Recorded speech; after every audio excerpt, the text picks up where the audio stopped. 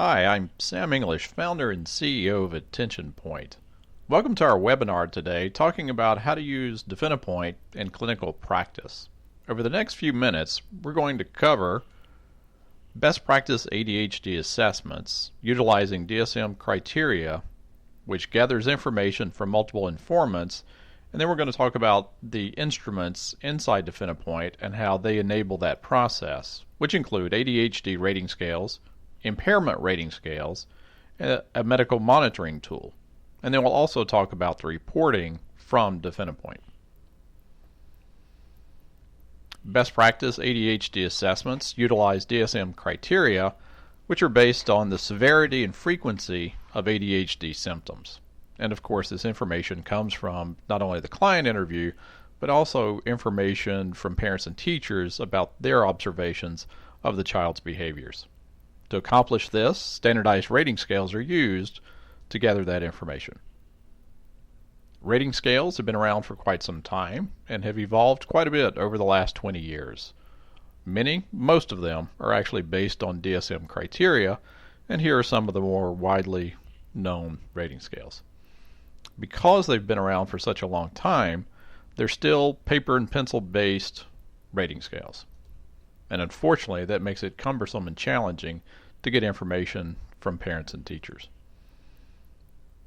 All of this is part of a more comprehensive, thorough evaluation of the child. We focus mostly on ADHD rating scales and that part of the evaluation.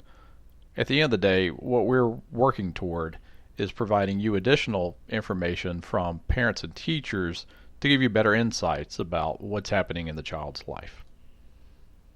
DefiniPoint makes it easy to gather this information from multiple individuals, parents and teachers, and in fact, clinicians right now that are using DefiniPoint are getting rating scales back at a greater than 90% return rate, and in fact, they're also getting them back in less than 4 days. All of this is information that supports and informs your clinical decision making. DefiniPoint is easy and convenient for clinicians, parents, and teachers for not only the initial evaluation and diagnosis of ADHD, but also the ongoing management process. In particular, DefiniPoint integrates the results from multiple rating scales to provide a single clear result. The instruments inside DefiniPoint, we have ADHD rating scales, we have impairment rating scales, and a medical monitoring tool. The rating scales that we have are all based on DSM-5 criteria, standardized and psychometrically validated. Normative data is utilized to then convert into probability scores, which I'll talk a little bit more about. And we also have rating scales that are appropriate for children, adolescents, and adults. The impairment rating scales are used to gather information not so much about ADHD symptoms, but more about the relationships around the child or the individual, and so it really is measuring the impact and the outcomes of ADHD symptoms in the bigger context. Here's a table that describes the variety of instruments that we have inside DefiniPoint. So let's focus first on the child ADHD rating scales that we offer. So we have the Vanderbilt ADHD rating scales, the SNAP, and the Swan. And we'll go into more details of each of these, but these are the child rating scales that are appropriate for parents and teachers. As you can also see, these instruments have been validated and the normative data are available for them. Now for adults, we offer the Winder Utah rating scale and the adult ADHD self-report scale. Again, these are for adults and are appropriate to be completed by the client. And these have been psychometrically validated. Normative data are available for the WERS.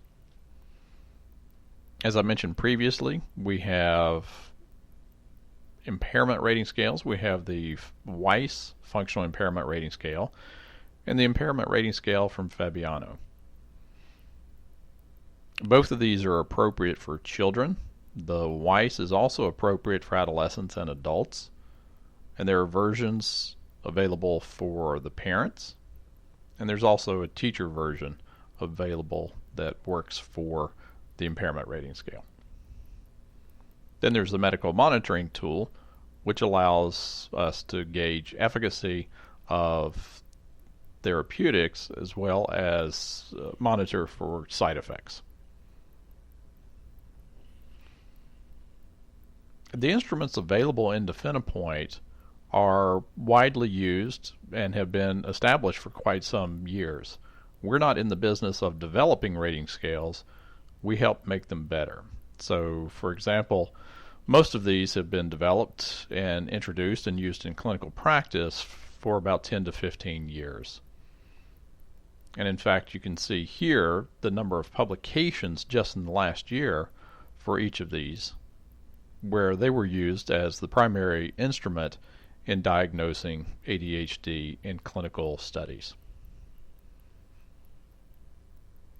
Now let's get into each of the instruments. I'm going to highlight some aspects of each of those. So again, utilizing DSM-5 criteria, the Vanderbilt is appropriate and also identifies the subtypes inattention and hyperactivity impulsivity. Also includes a good screen for ODD, CD, anxiety, as well as depression. Parent-teacher versions are available. Vanderbilt was introduced and validated about 2000 and includes the normative data with sample sizes of about 6,000 or so. The SNAP utilizes DSM-5 criteria and also includes a screen for ODD. There are 90 items on the SNAP, which are a helpful screen for a number of other disorders that are quite often found along with ADHD. The SNAP was the primary outcome tool used in the landmark MTA study.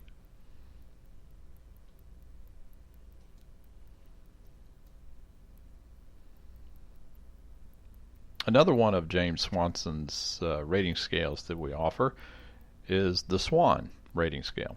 So it's 18 items based on DSM-5, and actually it's flipped to measure ADHD symptoms in a positive direction, meaning that as opposed to asking for the child's difficulty in attending, it actually asks for the child's ability, positive ability to attend. So it's not inattention, it's actually attention. So the rating scale is used to look at positive measures as well as regulation of impulse.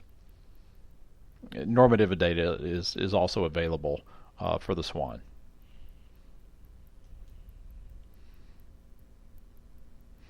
The WERS ADHD rating scale. So this is, again, all based on DSM-5 criteria. This is an adult retrospective self-report. So asking about symptoms in the individual's childhood. And these are the areas of particular attention within the WERS.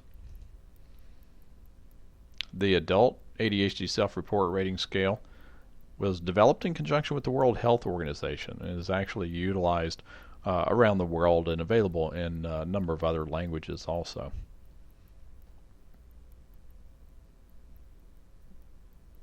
The adult self-report rating scale is suited for the ongoing monitoring of symptoms, as are many of the other rating scales that we've just discussed. When we actually look at the DSM criteria, those 18 symptoms, whether it's inattention, hyperactivity, and impulsivity, when we actually look at the questions, the items included on the instruments inside DefiniPoint, the Vanderbilt, the SNAP, the Swan, the ASRS, the Adult Symptom Rating Scale, all of the DSM criteria are included on our rating scales, contrasted with some other commonly used or widely used rating scales. The Conners, as an example, includes some of those criteria, but not all, as does the BASC, as well as the Child Behavior Checklist. So when we're looking at DSM criteria, and in particular the 18 criteria for inattention or hyperactivity and impulsivity, we offer those within DefiniPoint.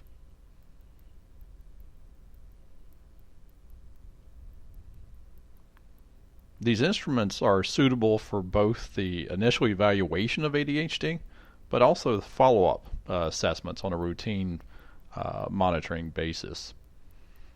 So for initial evaluations, a few of the rating scales include screens for other disorders. We talked a little bit about the SNAP and the Vanderbilt. They also include screens. Of course, they include ADHD specific items. The Vanderbilt also includes some impairment questions as well. Now, for the follow-up assessments, these rating scales work very well.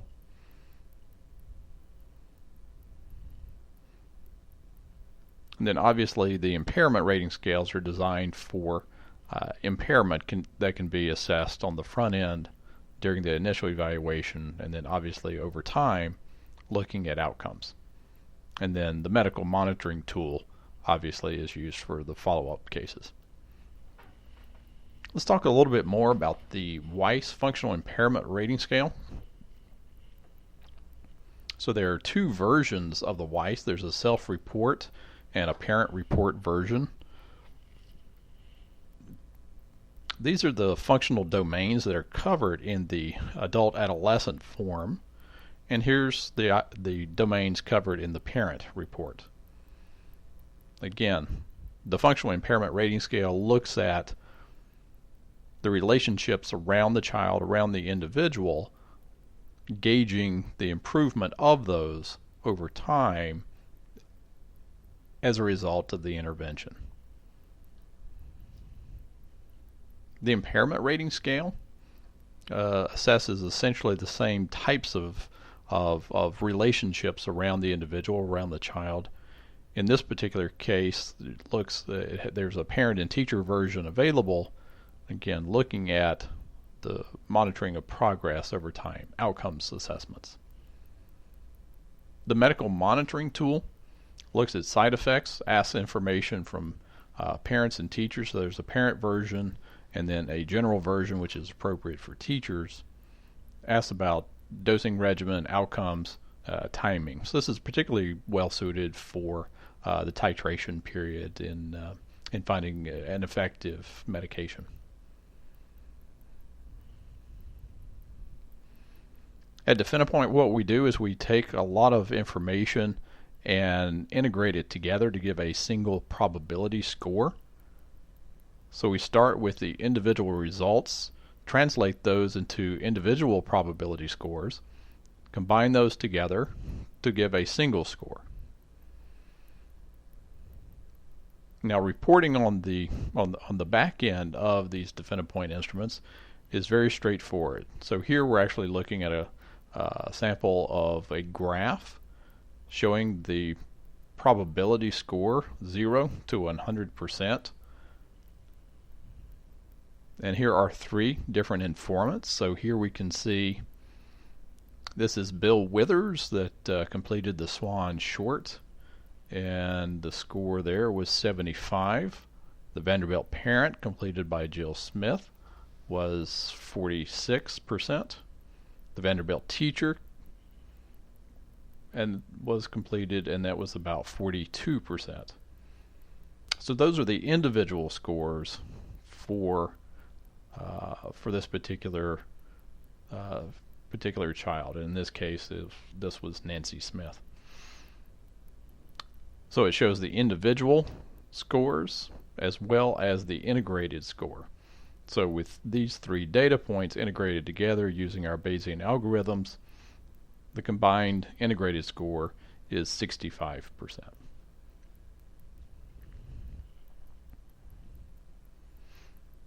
Now we can also look at subtypes, what's now referred to in the DSM-5 as presentation specifiers. So we can separate it out and look at the inattentive, hyperactive, impulsive nature, as well as the combined. So here we can see this is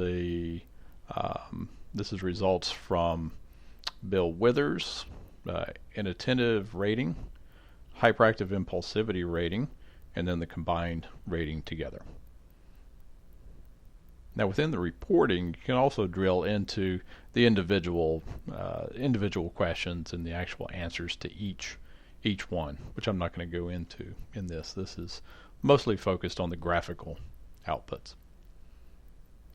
So DefiniPoint is particularly well suited for the evaluation of outcomes. So here we're looking at longitudinal tracking of a particular, this is again Nancy Smith, our sample client here, on a 0 to 100% probability basis. So the early evaluation here, we can see how that tracks up over time, but then actually begins to descend over the next few assessments. So we can quantitatively measure the progress of the treatment for Nancy over time here. And along with the graphical output, you can also see a table that illustrates it as well. Now, with that one particular informant, we can separate out and look at that separately. Of course, we can also look at the multiple informants together as well. So in this particular graph, it looks very busy, but here we actually have 3 informants over time, and we can see how each of those results are tracking over time. We also can see the integrated score over time as well. So within DefiniPoint, when you put the cursor over one of these numbers, it actually gives you the detail of the informant, the time period, and the actual score. So again, the idea is to be able to track multiple pieces of information over time. This is particularly helpful for not only outcomes monitoring, but also decision making about the efficacy of the intervention. DefiniPoint makes it easy to gather this additional information from multiple informants. And in fact, clinicians using DefiniPoint right now are getting rating scales back at a greater than 90% return rate. Our goal is to help inform and support your clinical judgment. DefiniPoint does this very efficiently. In fact, parents and teachers really appreciate what we do and how we do it. When we survey them about DefiniPoint, 100% felt that it was convenient, 86% said that it was simple, 90% felt that it takes less time to complete. For those that have done rating scales previously, about 80% said that it was better than their previous experience. So overall, parents and teachers like this way of communicating about the child's behaviors. At Attention Point, we take technology that we use in our everyday lives and translate that into tools that can improve clinical practice. Thank you for your time today. There's a lot of other information on our website. We have a frequently asked questions section. We also have tutorials, and we have other webinars that talk about other aspects of DefiniPoint. If you have any questions, please don't hesitate to contact us. Contact me, Sam English, at DefiniPoint. My contact information is there on the website. Thanks for your attention.